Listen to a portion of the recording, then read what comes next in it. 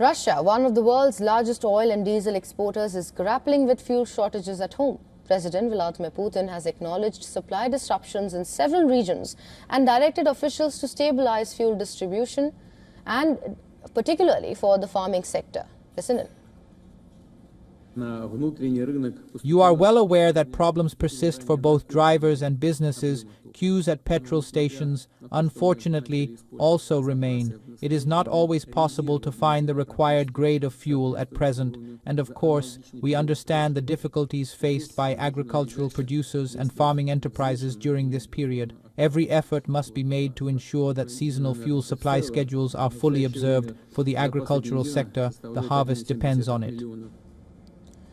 Russia is also considering a temporary ban on diesel exports to prioritize domestic supply. Well, this could impact Brazil, Turkey and African nations, which collectively buy the bulk of those exports. Now, the shortages come after repeated Ukrainian strikes on Russian refineries, which has disrupted refining capacity and reduced fuel availability across parts of the country. The fuel crunch is adding to broader signs of stress in Russia's wartime economy. The Bank of Russia recently cut its key interest rate to 14.25%, but governor warned that inflation remains persistent due to elevated government spending and weaker fuel production. She defended the central bank's tight monetary stance, saying policymakers must continue to act as goalkeepers against inflation. At the same time, higher military expenditure, labor shortages and rising costs are placing increasing pressure on the wider economy. Russian authorities insist the situation remains under control. Deputy Prime Minister Alexander Novak has acknowledged the challenges while assuring President Vladimir Putin that fuel supplies are being managed.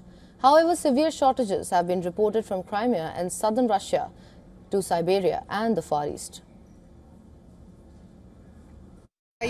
When I came to fuel stations, either they have fuel and you have to wait a bit, about 15 minutes or so, not longer, or we would just drive past, see that the pumps are completely closed and look around for others. But there hasn't been any really stressful situation.